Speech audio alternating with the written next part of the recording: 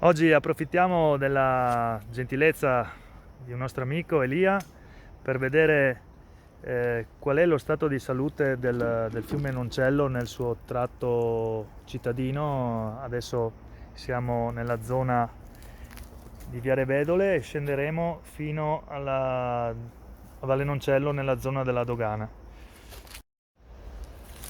Segnaliamo che qui nella macchia di bosco sulle sponde del Noncello, qui in zona Viale Vedole, si trovano queste cose, biciclette probabilmente rubate e abbandonate, e anche dei giacigli di fortuna che qualcuno evidentemente ha usato qualche notte fa. Diciamo che qui nel tratto nel quale il Noncello scorre quasi parallelo a Viale Vedole, a parte i rumori ovattati del traffico e il ponte che si intravede lì in fondo, sembra quasi di essere in un fiume selvaggio. Lo scopo di questo sopralluogo è vedere effettivamente qual è lo stato di salute del fiume, visto che ci hanno anche segnalato che diverse condotte di acque reflue, acque nere, finiscono ancora nel fiume.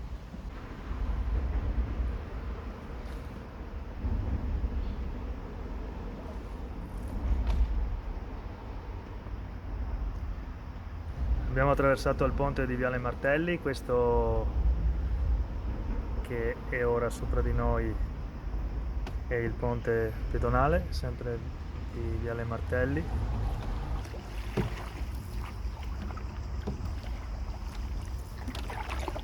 E ci stiamo avvicinando a uno scarico, uno di quelli indiziati. Ecco qua, questa è la fine della condotta, c'è un po' di tutto appeso ai rami, alla vegetazione, anche assorbenti, carta igienica, e qua praticamente quella che galleggia sono escrementi. Se noti, nell'acqua ci sono tutti piccoli pezzi di carta igienica che galleggiano. Ah, mi fa notare Elia che sull'acqua qui attorno è pieno di piccoli pezzi di carta igienica che galleggia. Ecco, questa condotta, che probabilmente non è di un condominio, bensì di un quartiere, scarica direttamente qui sul Noncello. Bene, allontaniamoci perché qui anche, come potete immaginare, l'aria è piuttosto maleodorante. Quindi si tratta di scarichi di abitazioni che finiscono nell'acqua senza nessun filtraggio, senza nessun depuratore. Quindi, ricapitolando, lo scarico in questione si trova esattamente sotto il ponte pedonale di Viale Martelli. Adesso purtroppo siamo in controsole, quindi le riprese non saranno impeccabili, ma ci stiamo dirigendo verso il ponte di Adamo ed Eva. Ed è un peccato perché questo segmento del fiume dal punto di vista naturalistico è davvero interessante, perché vi abitano cigni, germani reali, folaghe, altra avifauna, garzette e così via, e ovviamente poi anche pesci di vari tipi. E siamo proprio a ridosso della città. Potrebbe essere davvero un'oasi di natura e di verde a due passi dal centro cittadino. Peccato che non è tutt'oro quello che luccica, perché Proviamo a vedere questi scarichi. abbiamo visto che qui ce n'è un altro di scarichi ci sono e come.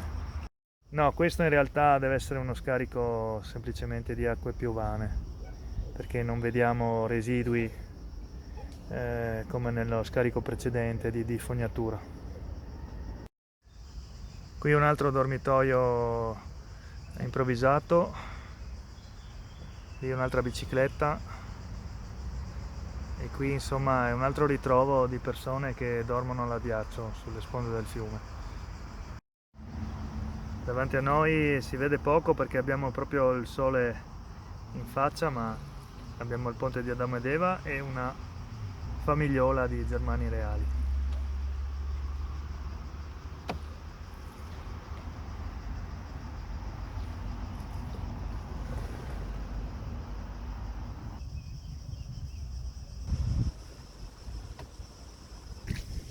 E qui è come il fiume appare nel tratto tra il ponte di Adamo ed Eva e il ponte della ferrovia, in prossimità, lo vedete adesso, dell'imbarcadero Marcolin. Questa è l'uscita della Roggia dei Mulini, che di solito anche questa è un collettore di rifiuti, oggi per fortuna è in buone condizioni. Qui abbiamo la barca didattica dell'associazione Gomonauti.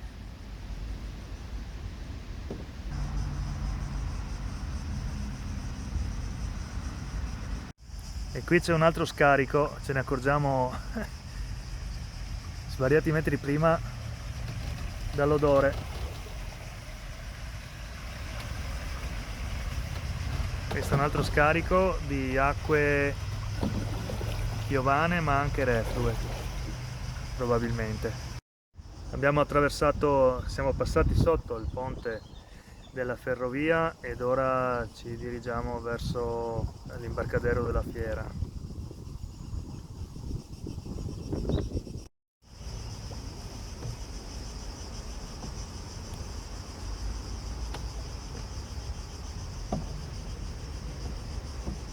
E quello che vedete lì, quel mucchietto di vegetali, ci avviciniamo, attenzione, è un vecchio nido di folaghe. Le folaghe nidificano sopra queste barene di alghe. Ovviamente le uova si sono schiuse, per fortuna, quindi il nido è stato abbandonato. Questo è l'imbarcadero della fiera, lo storico imbarcadero della fiera, che recentemente è stato riqualificato.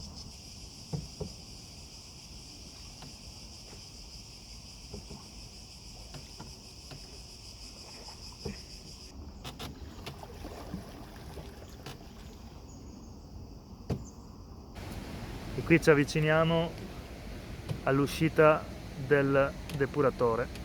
Questa cascatella è l'uscita della conduttura del depuratore. Di solito vedete la schiuma, vedete la scia che lascia, di solito è ancora più densa, però oggi tutto sommato la situazione è anche buona. Si sente comunque un odore forte di sostanze chimiche, un odore di detersivo, potremmo dire. E il fatto, vedete che la scia comunque continua per diverse decine di metri. Questo fatto è stato segnalato anche qualche tempo fa anche da Legambiente. Qui siamo ormai a un centinaio di metri dal depuratore, però vedete che ancora si intravedono tracce di schiuma.